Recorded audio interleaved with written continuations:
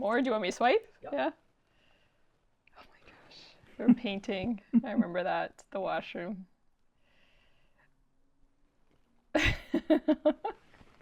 Wow. Yeah. Clear. Man, we look young. That orange color, man. That was fun.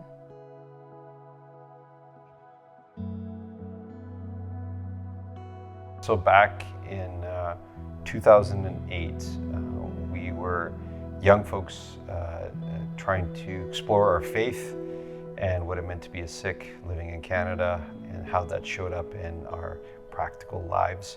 And we were doing these annual retreats. We had been doing the Toronto Sikh Retreat for many years. I had actually recently joined that group. And we would come out of it with this passion to change the world, just super energized, invigorated human beings. We were just reflecting back to the Toronto Sikh Retreat where the idea came from. And the idea was, how do we do something that's impactful for the greater community? So we started planting trees with Evergreen, working with Habitat for Humanity, working with all these different organizations. And learn about how do they operate. Seeing what we want to do or where there's a need. And then we started volunteering with the Seva Food Bank. And we kept going back.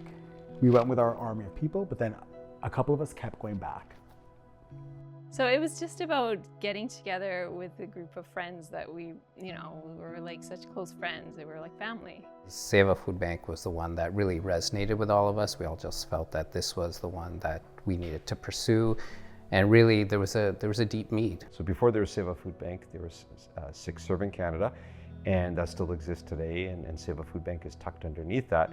But that's as much as we knew. So when we landed eventually on the idea of opening a food bank, it was on Wolfdale Road, and our initial gut feel was, well, we could just call ourselves the Wolfdale Food Bank. At the time, one of my former colleagues was a German Canadian, and I had met her for coffee, and I was telling her about this crazy idea we had to start a food bank. And she says, why would you want to do this? And I spent a lot of time talking about different Sikh values. She was interested in that, Chardi Kala, Sarbat Dapala, and Seva. And I talked about Seva and selfless service. And she's the one that actually paused me. She's like, well, why don't you just call it that? I'm like, call it what? She's like, why don't you just call it Seva Food Bank? I think the ardas and the hukamnama that we got on the first day we opened our doors, I think that's what anchored us and what allowed us, and also gave us the, I think it gave me the confidence to say, okay, you know what? We can do this, because I believe we're doing the work that Guru Nanak Dev Ji started doing as well. Guru Nanak Sahib started it with his langar and Tera Tera Tolna, but for us to take those ideas and manifest them in something like a food bank was unique. So it reminded us that there's going to be something different in terms of the approach and the mindset and the heart with which we bring to the work that we're going to do. So yes, we provide food, and that's our primary service. But at the same time, we look at what else is going on with people and how did they end up in the situation that they now need food. We need to figure out what those needs are and address them. Unemployment is one of them, so start that program. Done, right? More and more seniors pushed to the edges. Kitchen programming for seniors, get them in, have them talking, laughing, having a good time. Done. Hot meals for seniors, more and more seniors that need support because their pensions aren't getting them where they need. Individuals are ill. We're getting referrals from social workers, from hospitals. Done. Supporting individuals, survivors of domestic and independent partner violence. And I think with Seva's contribution at the Safe Center, their partnership with the Safe Center is that bridge.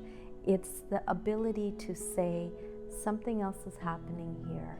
And here are the resources, here are the options, with so much kindness and dignity that people are not judged in that interaction. Having a drop-in space where individuals can find that much joy in their lives again. They're getting together and they're dancing and they're singing and they're painting and they're making candles and they're getting group therapy and they're getting individual therapy. These are the things that we need to do because the need is expanding and it's more complicated than ever. we started with the food bank, that okay, the community needs food, but then we realized that community just don't need food, but they need guidance also, they need training also, they need help in mental issues and so many other things. We can give food till we're blue in the face. What else are we doing to help support people? And our answer to that question is all of this. Being able to help people like that, giving them a hot meal, giving them healthy, nutritious food, that program's not going to go away. We had a senior who, she found out about these cooking classes. She asked us if she could join. We registered her. She came here, and literally after the class she started crying. And she said, I'm a widow and I live alone, and I've been so isolated and lonely, and I didn't know about these classes, and I feel like I've got a new family here now. So she comes regularly. If we're not serving God's creation, then are we really making good use of our time? I was stocking shelves the other day, and we had this organic Italian pasta, you know, and I was like, to serve the food that we ourselves would be comfortable eating. When we talk about the value of Sarvatapala, it's about everybody. When you grow up in this community, you kind of know about Seva, you know that it's an organization in the community, and to me, it always felt kind of like a rock star organization. They've taken that great value from our religion, that, you know, langar is open for everybody. Seva is like such a universal thing. I think that part is huge for their growth as well. You know, the impact that they're making is not just for the Punjabi or the South Asian community, it's everybody. And I think that's something I want to congratulate them on as well. When I came first, it was only the culinary program. And then we have the senior citizen program. Then we have the program for after school kids now. For me, coming in this and to teach probably really saved me personally, saved my soul, because there's so much in my head, so many recipes, so much good I can give to other people, and I want to give it to them. I do now cook for my wife. She's been fed me all my life, around 60 years plus. Now it's my turn actually. I do the cooking at home, and I get a lot of joy in it, cooking for my wife. And I'll tell you, everything goes, all the credit goes to Achieve and Seva Dal for making me what I am today. Seva is there because of these volunteers, and that too so many dedicated volunteers that you call them in the middle of the night, they are available. And without them, we couldn't have survived those 15 years. And the next 15 will be because of them. It's a milestone, 15 years.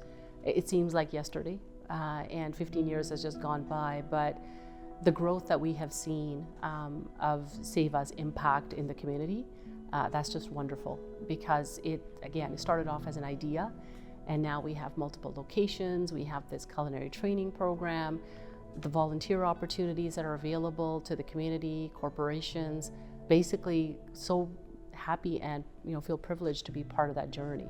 I do see myself coming to Seva, doing the volunteer, like it's like a part of my life. As long as I'm here in Canada, I'll keep coming.